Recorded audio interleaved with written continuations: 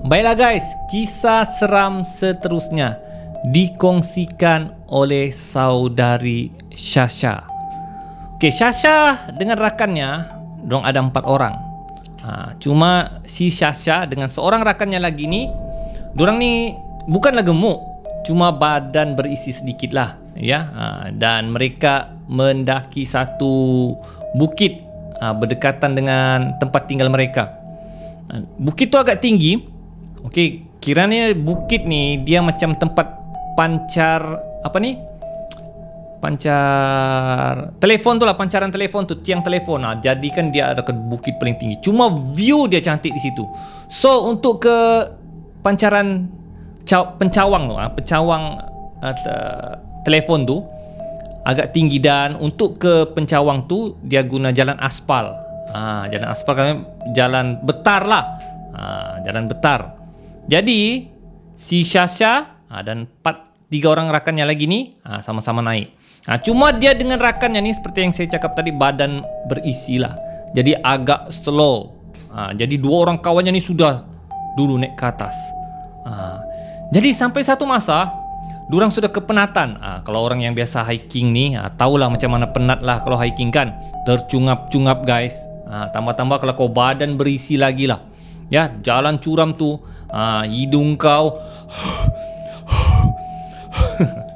begitulah, tercungap-cungap. Jadi ketika mereka mendaki, rakan mereka sudah tidak nampak, sudah yang 2 orang ni, tinggal dia dengan seorang rakan lagi lah, 2 orang doang.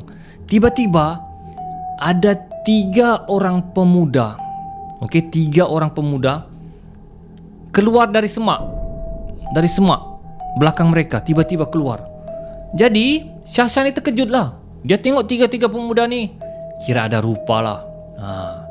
Jadi kira ada rupa, yang terkejut, dari mana pemuda ni datang kan? Tiba-tiba keluar dari semak ni.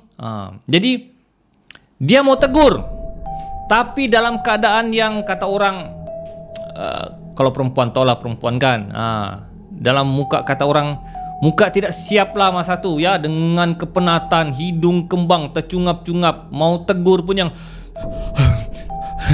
kan. Jadi dia pun macam, si Syasha ni malas lah mau tegur, ya.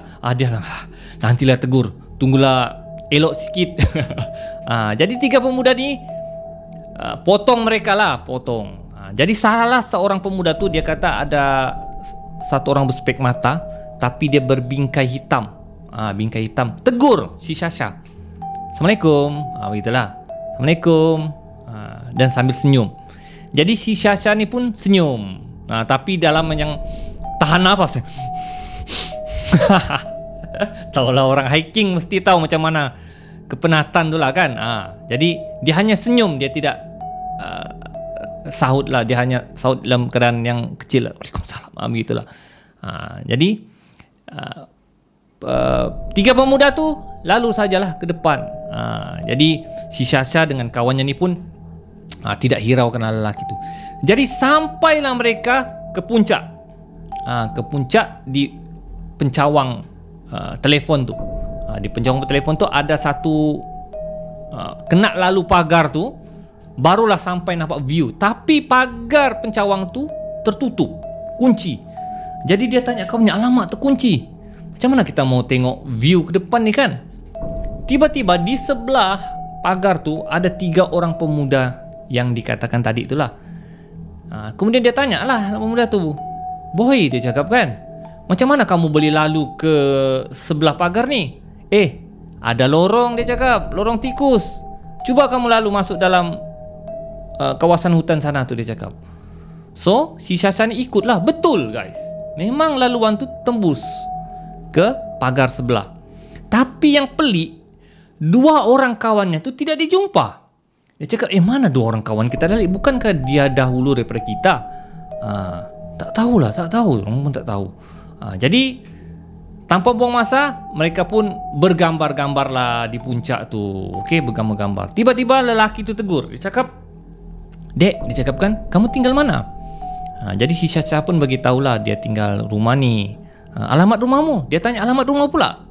Dia beritahulah alamat rumah ni juga. Kemudian si Syasha ni mau selfie. Oleh kerana lelaki tu handsome, dia selfie lah. Tapi pemuda tu macam nak tak nak saja untuk berselfie. Tapi Syasha paksa jugalah. Jadi Syasha pun selfie. Pemuda tu macam masam je semangat bila bawa berselfie. Kemudian orang cakap, jom kita turun. Kemudian pemuda 3 orang tu, salah seorang yang pakai bingkai hitam tu bawa dia. Dia cakap, ada satu lorong laluan lagi dekat untuk turun. Dia cakap, nak ikut tak? Dia cakap. Jadi si Syasha ni macam yang, biar betul dorang ni kan.